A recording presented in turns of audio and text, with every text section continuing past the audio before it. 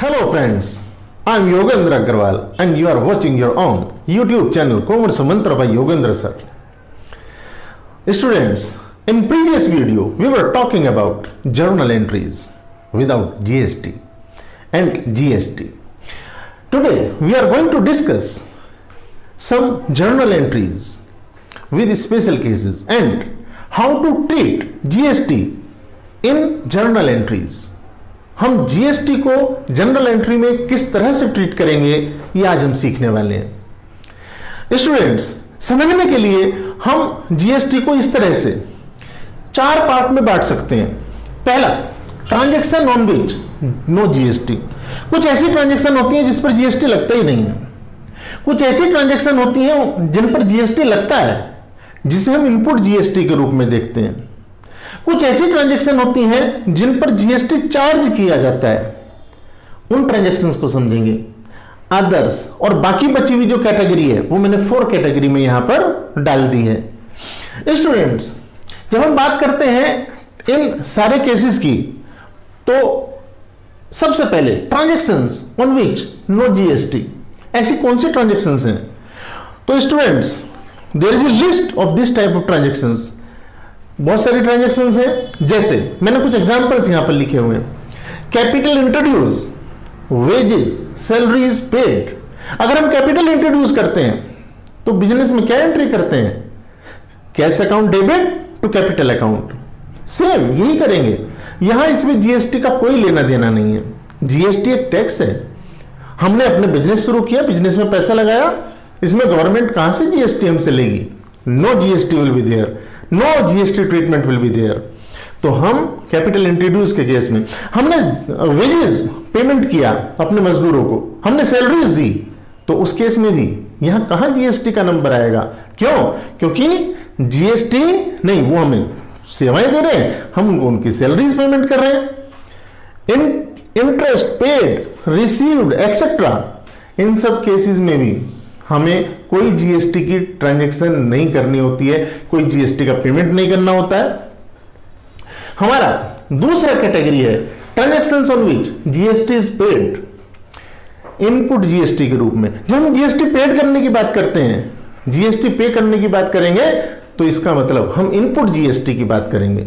अब ये input GST हमारी इनपुट सीजीएसटी हो सकती है, ये इनपुट जीएसटी हमारी इनपुट एसजीएसटी हो सकती है, ये इनपुट जीएसटी हमारी इनपुट आईजीएसटी हो सकती है।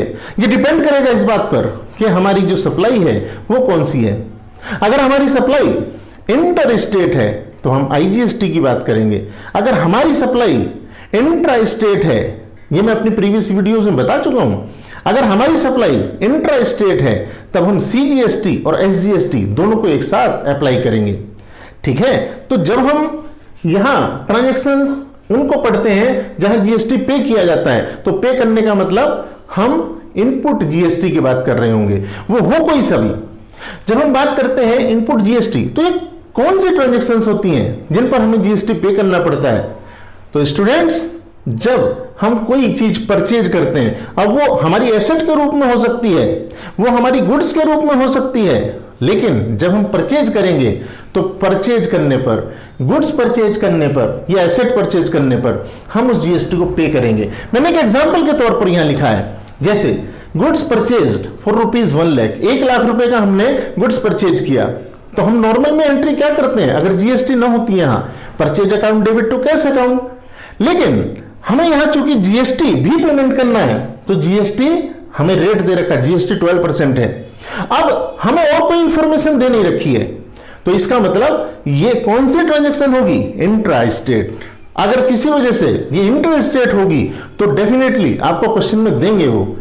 अगर वो इंटर स्टेट ट्रांजैक्शन आपको देना चाहते हैं तो आपको क्वेश्चन में लिख करके देंगे, उन्होंने नहीं दिया है, इसका मतलब ये इंट्रा स्टेट है। इसका मतलब यहां सीजीएसटी और एसजीएसटी अप्लाई होगी।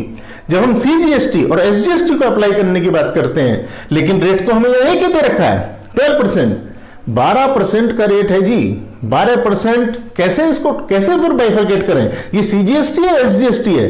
तो स्टूडेंट ध्यान रखना, जब हमें इस तरह से एक सिंगल रेट दिया होता है तो हम ये समझ जाएंगे कि इसमें से इक्वल यानी कि 6% सीजीएसटी है और 6% ही एसजीएसटी है, दोनों बराबर बराबर लगते हैं।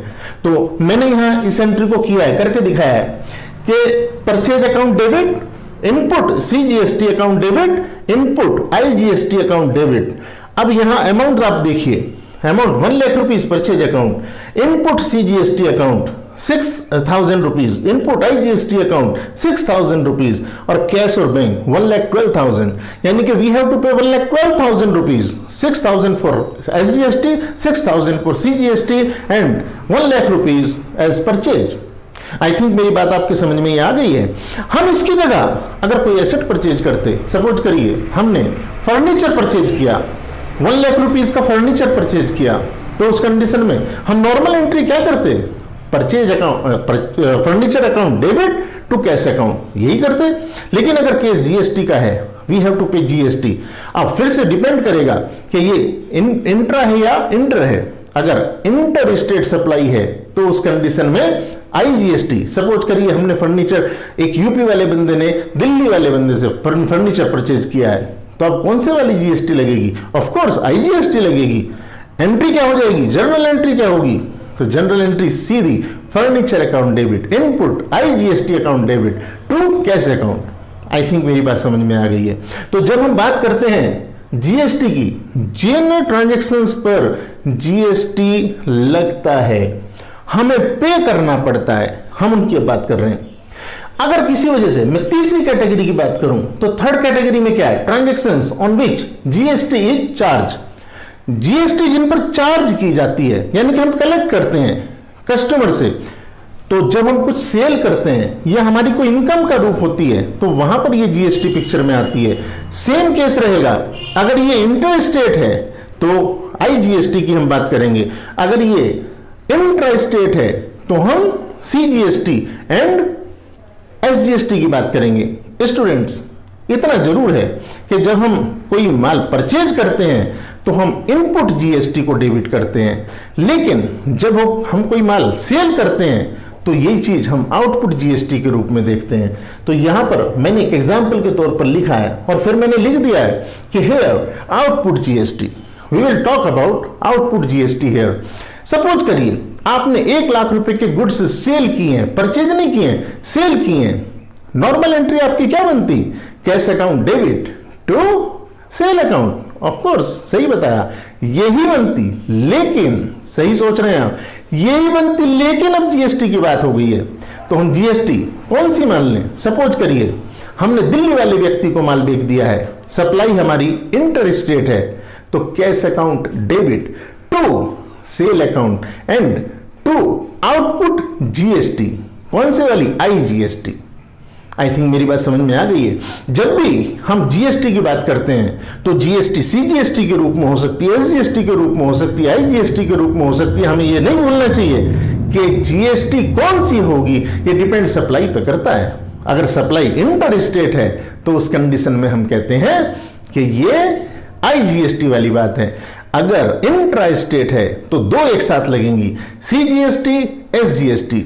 अगर हमें क्वेश्चन में रेट अलग अलग दे रखे हैं, 6% करके दे रखे हैं, 6%, दैट्स गुड। लेकिन अगर इकट्ठा एक ही सिंगल रेट दिया है तो भी हमें इसे बाइफरकेट डिवाइड करके देखना पड़ेगा। और हम डिवाइड करके देखेंगे कि 6%, सपोज जैसे मैंने यहां एग्जांपल में लिया 12%, तो 6% CGST and 6% SGST. I think मेरी बात आपके समझ में आ गई है। हमारा एक और सिस्टम भी होता है, क्रेडिट सिस्टम। हमारा जीएसटी एक वैल्यू एडेड टैक्स है, हम इसे क्रेडिट सिस्टम से देखते हैं। मतलब जो जीएसटी हम पे करते हैं उसका हमें क्रेडिट मिल जाता है। जब वही माल, हम वही गुड्स, वही सामान हम फर्दर सेल करते हैं, हम ट्रांजैक्शन को आगे बढ़ाते हैं, तो हमें उसका क्रेडिट मिल जाता है। तो उसके बारे में एक वीडियो अलग से बनाकर मैं डाल दूंगा। फिलहाल अभी हमें यहां नेक्स्ट अदर्स, हमारी कुछ और सिचुएशन हो सकती हैं, लेकिन मैंने उनको एक अदर कैटेगरी में डाल करके यहां आपको समझाने की कोशिश की है। जैसे मैंने इसमें 2 पार्ट बनाए हैं। पहला part, transactions on which GST is paid but input credit not allowed. ये कुछ ऐसे ट्रांजैक्शंस हैं जहां पर जीएसटी पे तो किया जाता है, पे तो हमें करना पड़ता है, लेकिन उनका हमें क्रेडिट नहीं मिलता है। मैंने अभी बताया, सपोज करिए आपने 1 लाख रुपए का माल परचेज किया, आपने 1 लाख रुपए का माल परचेज किया। अगर मैं इसी एंट्री की बात करूं तो 1 लाख रुपीज में आपने 12,000 जीएसटी के भी पे किए। सपोज करिए ये माल आप 1,50,000 का फर्दर सेल करते हो, तो अब आप 1,50,000 पर जीएसटी 12% के हिसाब से आउटपुट जीएसटी के रूप में यहां चार्ज करोगे और इसे आने वाले जो कस्टमर है आपका उससे वसूल कर लोगे। हम ये जो 12,000, ये जो 12,000 हमने पे किए हैं, इनपुट जीएसटी के रूप में पे किए हैं, वो हम वहां एडजस्ट करने के लिए एलिजिबल होंगे। जो हम 1,50,000 पर हम जीएसटी कैलकुलेट करेंगे उसमें से हम ये क्रेडिट लेने की स्थिति में होंगे, एडजस्ट करने की स्थिति में होंगे। We will be eligible to adjust this amount which we have paid. ये बात हमें दिमाग में रखनी है। तो भाई ये क्रेडिट सिस्टम ये कहता है कि if you pay GST on purchase then you will be allowed to take credit of this. लेकिन कुछ ऐसी ट्रांजैक्शंस होती हैं जहां पर आप जहां पर आप पे तो करोगे लेकिन आपको उनका क्रेडिट नहीं मिलेगा। ठीक है, it will become a cost for you. अगर मैं टेक्निकल भाषा में कहूं तो ये आपके लिए तो कॉस्ट हो जाएंगी जी, कॉस्ट बन जाएंगे आपके लिए। अब मैं बात करता हूं यहां दूसरे वाले ट्रांजैक्शन, जैसे इसमें एग्जांपल मैंने लिखा है रेस्टोरेंट बिल एक्सेट्रा। तो रेस्टोरेंट बिल के केस में यही बात है, जहां जीएसटी पे तो की जाती है लेकिन उस जीएसटी का आपको क्रेडिट नहीं मिलता है। Second, journal entry for depositing GST. GST को डिपॉजिट करने वाली एंट्री क्या होगी? हमने जीएसटी कलेक्ट कर लिया है लेकिन हमें इसे डिपॉजिट भी तो करना है, तो डिपॉजिट करेंगे input CGST account debit, input SGST account debit to cash और बैंक अकाउंट। लेकिन अगर केस आईजीएसटी का हो, यानी कि हमें आईजीएसटी का पेमेंट करना है, तो ठीक है, फिर हम इनपुट आईजीएसटी की यहां पर बात कर लेंगे। अगर हमें फाइनली ये एडजस्ट करने के बाद में जब हम पे करने की बात करते हैं, डिपॉजिट करने की बात करते हैं, तो हम ये एंट्री करेंगे। अगर ये आईजीएसटी का केस है, हमारे पास आईजीएसटी पे करने के लिए है, तो हम IGST account debit to cash और बैंक अकाउंट ये करेंगे। मैं एक साइड हो जाता हूं, आप इसका पहले स्क्रीनशॉट ले लीजिए।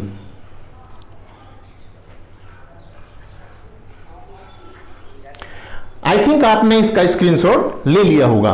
स्टूडेंट्स, वैसे तो जीएसटी अगर आप थोड़ा सा इसी स्टाइल में पढ़ लेंगे तो भी आप आराम से एग्जाम का क्वेश्चन कर लेंगे।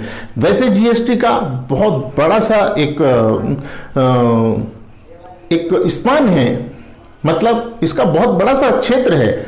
इसे पढ़ने के लिए हम जितनी गहराई में चले जाएं, मैं तो स्पेशली जीएसटी पढ़ाता हूं सीए के बच्चों को, तो मैं और कितनी गहराई में चला जाऊं फिर भी ये खत्म नहीं होगा। पर आपके अकाउंटिंग ट्रीटमेंट के हिसाब से जितना शॉर्टकट मैं आपको ये चीजें पढ़ा सकता था, बता सकता था, मैंने आपको बताई।